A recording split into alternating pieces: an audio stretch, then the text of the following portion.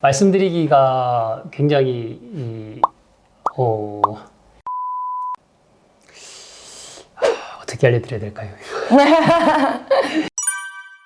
평소 조금만 걷거나 서 있어도 발이 아프신 분들이 많잖아요. 저 또한 그런데요.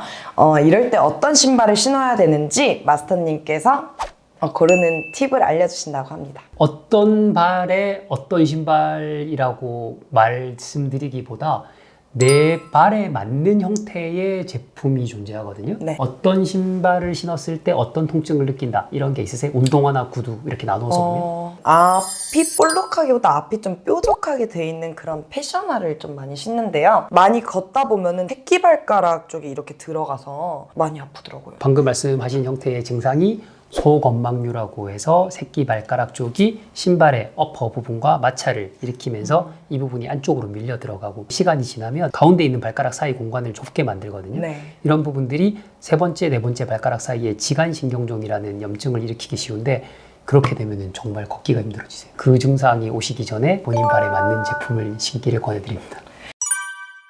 네. 보통은 발바닥이 너무 아프더라고요. 근데 발바닥이 왜 아픈 거죠? 앞면이 아프세요? 뒷면이 아프세요? 여기 가운데 파여있는 여기 부분도 아프고 오래 서 있으면 뒤꿈치가 아파요. 우주의 반증 증상이 좀 있으신 케이스이신 것 같은데 일단 발 아치가 이렇게 안쪽으로 좀 무너지고 계신 케이스세요. 네. 그래서 여기 있는 근막 부분들이 이렇게 늘어나면서 여기에 압박감이 높아지시거든요. 네. 이 부분들은 통증이 오시기가 쉽죠. 몸의 전체적인 무게 밸런스를 뒤쪽으로 넘겨버리게 되세요. 오래 서 있거나 걸으시면은 위에서 몸에 누르는 무게의 압박도가 훨씬 더 높아지면서 네. 뒤꿈치 쪽 통증이나 이제 족저근막염이 생기실 수가 있죠.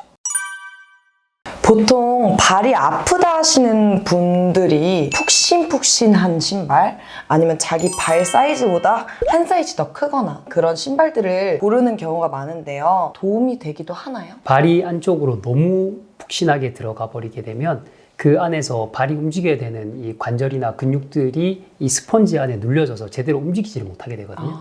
너무 과하게 쿠션성이 있는 형태들은 지양하시기를 권해드리고요. 그러면 아예 발바닥이 딱딱한 그런 발바닥이 딱딱한 형태는 발 자체가 근육이 많고 이 유연성이 좋은 발 타입을 가지고 있다. 이 연령대에도 조금 더 이 젊은 층이다 라고 판단되시면 딱딱한 형태를 쓰셔도 괜찮으세요. 내 발의 근육의 톤이 좀 많이 떨어졌고 발바닥도 많이 뻣뻣해져 있고 고령층이시다. 그러시면 일정 부분 정도는 쿠션성이 있으신 게 훨씬 더 발에 도움이 된다고 보여집니다.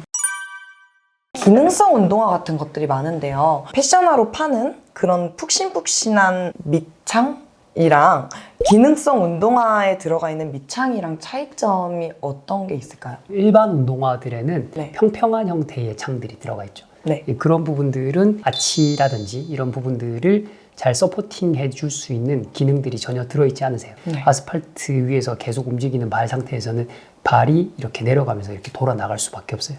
그래서 기능성 슈즈들 안에 들어있는 이 인솔들이 이런 부분들을 잘 잡아주고 발이 안쪽에서 미끌리지 않게 발 자체 또는 우리가 서 있는 정렬에 많은 도움을 드릴 수 있을 것 같습니다. 네.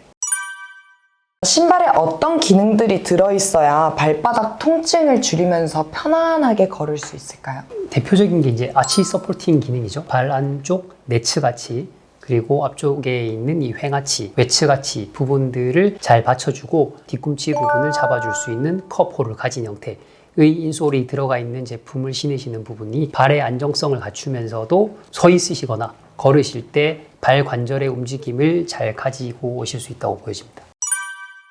팁으로 오늘 많이 걸었다 했을 때 이제 발을 풀어주는 스트레칭이나 그런 것들이 있나요? 발바닥 이렇게 마사지 볼, 뭐 피넛볼, 릴리즈 볼 이렇게 부르는데요. 내측 아치 부분과 그리고 앞쪽 여기 횡아치 부분 그리고 바깥쪽 외측 아치 부분들을 볼들을 여기 넣으셔서 옆쪽에 있는 구조물들을 좀 잡으시고 체중을 좀 가하셔서 좀 압박감 있게 여기를 풀어주셔야 돼요. 한 일주일에서 2주일 정도 푸시다 보면 주먹 같은 경우를 이렇게 푸는 형태 있잖아요.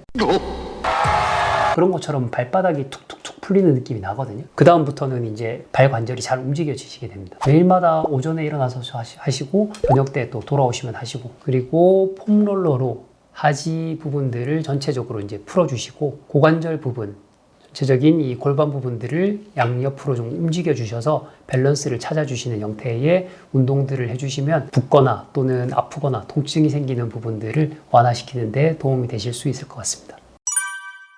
발이 피로하면 족욕 같은 것도 많이 하잖아요. 그런 것들도 많이 도움이 되나요? 발 케어 하실 때 족욕이나 풋케어 제품 같은 거 사용하세요? 예전에 이제 제가 춤을 정말 많이 출 때는 널 좋아해 really really really really 족욕을 꼭 했어요. 근데 평소에는 요즘 발은 좀 보세요. 아니요, 제 발 모양이 못생긴 건 알고 있는데 꼭 제가 권해드리는 부분이 체온보다 조금 따뜻하게 38도에서 40도 정도 사이에서 하루에 한 15분 그 정도 내외로 좀 해주시고 얼굴보다는 더 발 쪽을 더 케어를 많이 하시라고 말씀드리거든요.